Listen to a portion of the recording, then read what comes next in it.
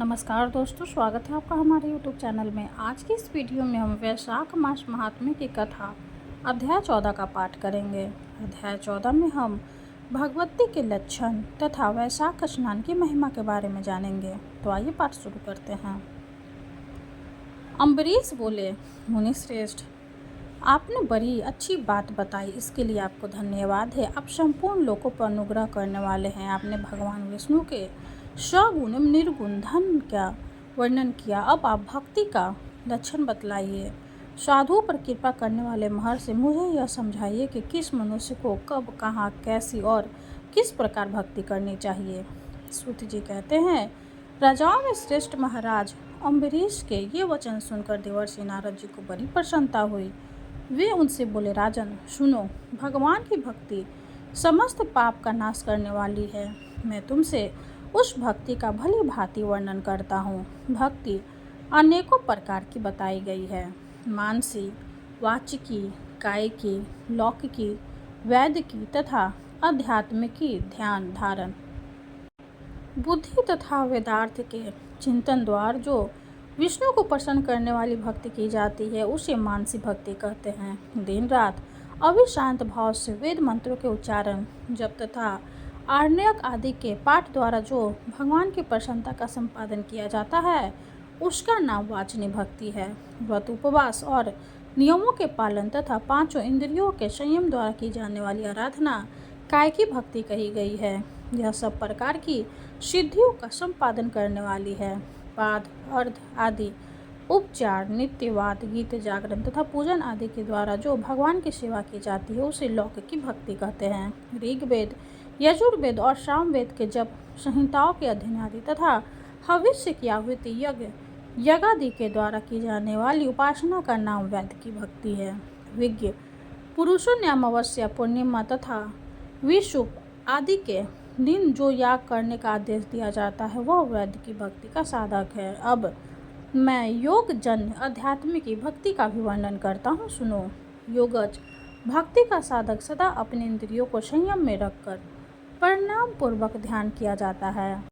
विषयों से अलग रहता है, वो ध्यान में दिखता है। भगवान का मुख अंततः तेज से उद्दीप्त हो रहा है। उनकी कटी से ऊपरी भागवत लटका हुआ यज्ञोपवीत शोभा पा रहा है। उनका शुक्ल वर्ण है, 4 भुजाएं हैं। उनके हाथों में वरद एवं अभय की मुद्राएं हैं। वे पीत वस्त्र धारण किए हुए हैं तथा उनके नेत्र अत्यंत सुंदर है।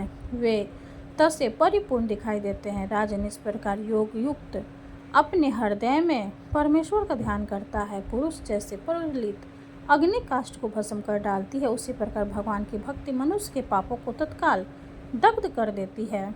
भगवान श्री विष्णु की भक्ति साक्षात सुधा का रस है, संपूर्ण रसों का एकमात्र सार है।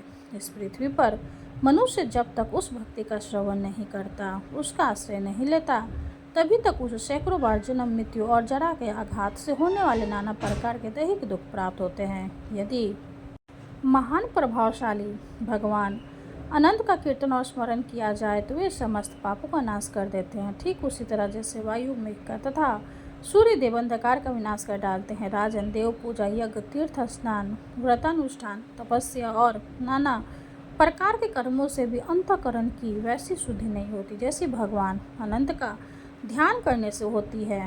नरनाथ, जिनमें पवित्र यश वाले तथा अपने भक्तों को भक्ति प्रदान करने वाले विशुद्ध स्वरूप भगवान श्री विष्णु का कीर्तन होता है, वही कथाएं शुद्ध है तथा वही यथार्थ, वही लाभ पहुँचाने वाली और वही हरि भक्तों के कहने सुनने योग्य होती है। भूमंडल के राज्य का भार संभालने वाले धीर चित महाराज अम्बरीश, तुम धन्य हो, क्योंकि तुम्हारा हृदय पुरुषोत्तम के ध्यान में एकांत हो रहा है तथा सौभाग्य लक्ष्मी से सुशोभित होने वाली तुम्हारी नैष्ठिक बुद्धि श्री कृष्ण चंद्र की पुण्यमय लीलाओं के श्रवण में प्रवृत्त हो रही है। भूपते, भक्तों को वरदान देने वाले अविनाशी भगवान श्री विष्णु की भक्ति पूर्वक आराधना किए बिना अहंकार वश अपने को ही बड़ा मानने वाले पुरुष का कल्याण कैसे होगा। भगवान माया का जन्मदाता है, उन पर माया का प्रभाव नहीं पड़ता। साधु पुरुष उन्हें भक्ति के द्वारा ही प्राप्त करते हैं। इस बात को तुम भी जानते हो राजन। धर्म का कोई भी तत्व ऐसा नहीं है जो तुम्हें ज्ञात न हो। फिर भी जिनके चरण ही तीर्थ है, उन भगवान को चर्चा का प्रसंग उठाकर जो तुम उनकी सरस कथा को मुझसे विस्तार के साथ पूछ रहे हो, उसमें यही कारण है कि तुम वैष्णव का गौरव बढ़ाना चाहते हो, मुझे जैसे लोगों को आदर दे रहे हो। साधु संत जो एक दूसरे से मिलने पर अधिक श्रद्धा के साथ भगवान अनंत के कल्याण में गुण का कीर्तन और श्रवण करते हैं, इससे बढ़कर परम संतोष की बात तथा समुचित पुण्य मुझे और किसी कार्य में नहीं दिखाई देता। ब्राह्मण, गौ, सत्य, श्रद्धा, यज्ञ, तपस्या, श्रुति, स्मृति, दया, दीक्षा और संतोष, ये सब श्री हरि के स्वरूप हैं। सूर्य, चंद्रमा, वायु, पृथ्वी, जल, आकाश, दिशाएं, ब्रह्मा, विष्णु, रुद्र तथा संपूर्ण प्राणी उस परमेश्वर के ही स्वरूप है। इस चराचर जगत को उत्पन्न करने वाली शक्ति रखने वाले वे विश्व रूप भगवान स्वयं ही ब्राह्मण के शरीर में प्रवेश करके सदा उन्हें खिलाया जाने वाला अन्न भोजन करते हैं। इसलिए जिनकी चरण रेणु तीर्थ के समान है, भगवान अनंत ही जिनके आधार हैं, जो संपूर्ण प्राणियों की आत्मा तथा पुण्यमय लक्ष्मी के सर्वस्व है, उन ब्राह्मणों का आदर पूर्वक पूजन करो। जो विद्वान ब्राह्मण को विष्णु बुद्धि से देखता है, वही सच्चा वैष्णव है तथा वही अपने धर्म में भली भांति स्थित माना जाता है। तुमने भक्ति के लक्षण सुनने के लिए प्रार्थना की थी, सो सब मैंने तुम्हें सुना दिया। अब गंगा स्नान करने के लिए जा रहा हूँ। यह वैशाख का महीना उपस्थित है, जो भगवान लक्ष्मीपति को अत्यंत प्रिय है। इसकी भी आज शुक्ल सप्तमी है। इसमें गंगा स्नान अत्यंत दुर्लभ है। पूर्व काल में राजा जहू ने वैशाख शुक्ल सप्तमी को क्रोध में आकर गंगा जी को पी लिया था और फिर अपने दाहिने कान के छिद्र से उन्हें बाहर निकाला था। जनू की कन्या होने के कारण गंगा को जाह्नवी कहते हैं। इस तिथि को स्नान करके जो आकाश की मेखलाभूत गंगा देवी का उत्तम विधान के साथ पूजन करता है, वह मनुष्य धन एवं पुण्य आत्मा है। जो वैशाख शुक्ल सप्तमी को विधि पूर्वक गंगा में देवता और पितरों का तर्पण करता है, उसे गंगा देवी कृपा दृष्टि से देखती है तथा वह स्नान के पश्चात सब पापों से मुक्त हो जाता है। वैशाख के समान कोई मास नहीं है तथा गंगा के सदृश दूसरी कोई नदी नहीं है। इन दोनों का संयोग दुर्लभ है। भगवान की भक्ति से ही ऐसा सुयोग प्राप्त होता है।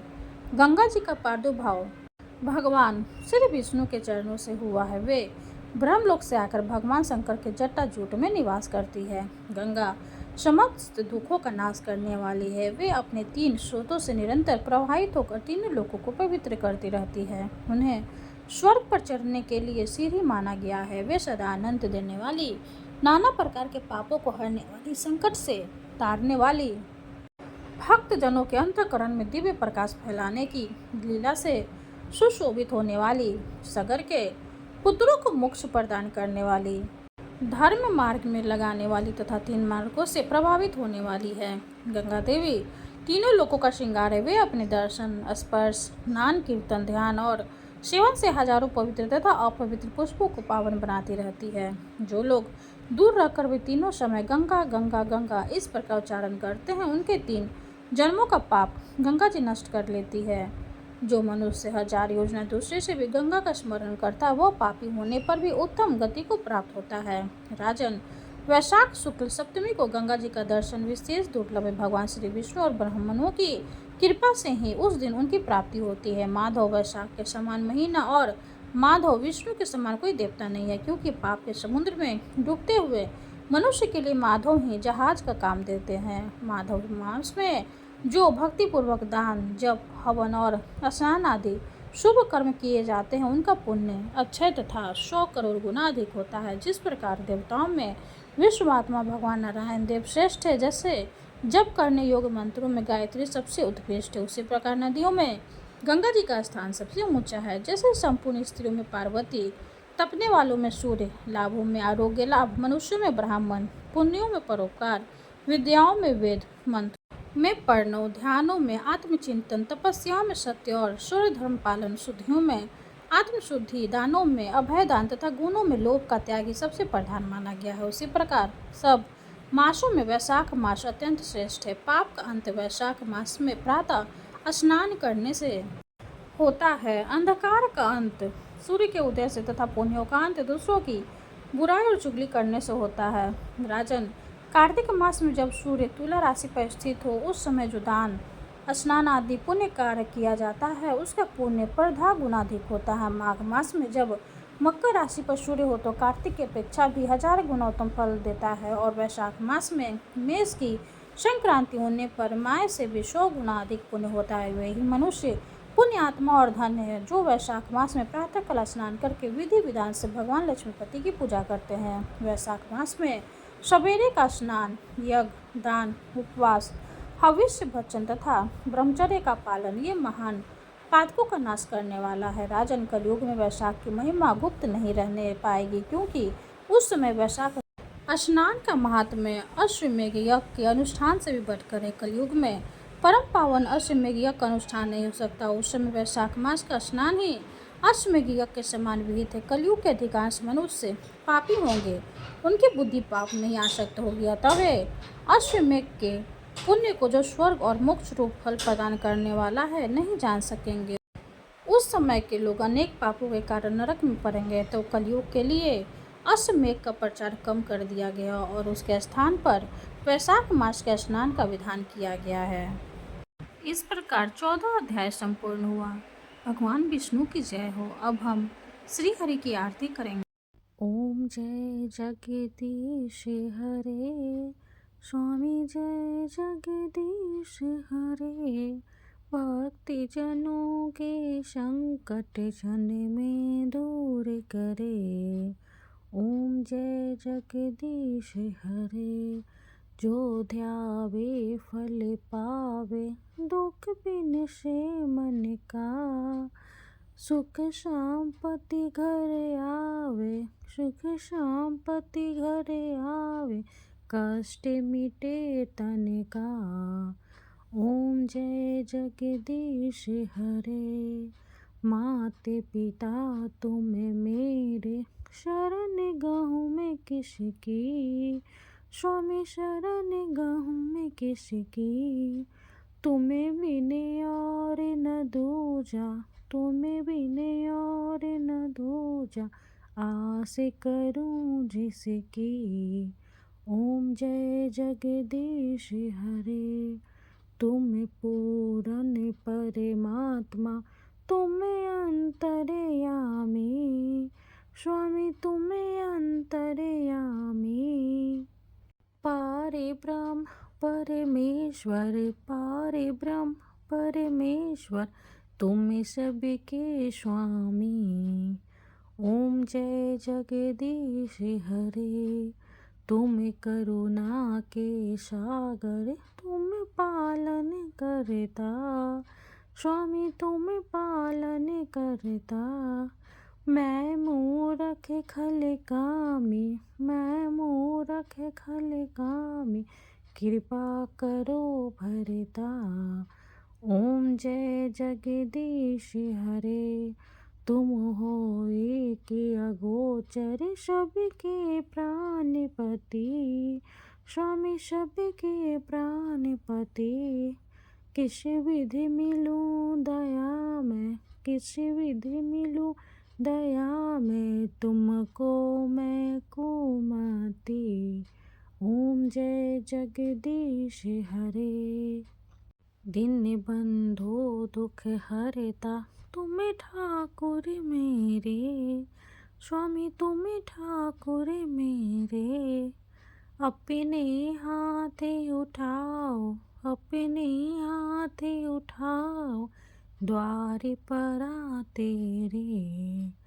ओम जय जगदीश हरे, विषय विकार मिटाओ, पाप हरो देवा, स्वामी पाप हरो देवा।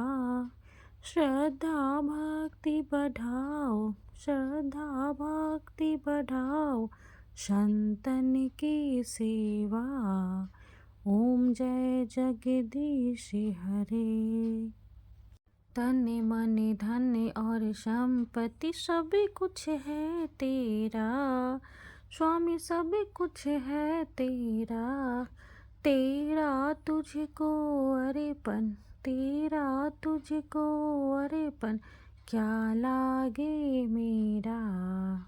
ओम जय जगदीश हरे, जगदीश्वर जी की आरती जो कोई नर गावे, स्वामी जो कोई नर गावे। कहते शिवानंद स्वामी, भजते शिवानंद स्वामी, मन वांछित फल पावे। ओम जय जगदीश हरे। विष्णु भगवान की जय हो। वीडियो अगर अच्छी लगे तो लाइक कर दे, चैनल को सब्सक्राइब कर दे। धन्यवाद।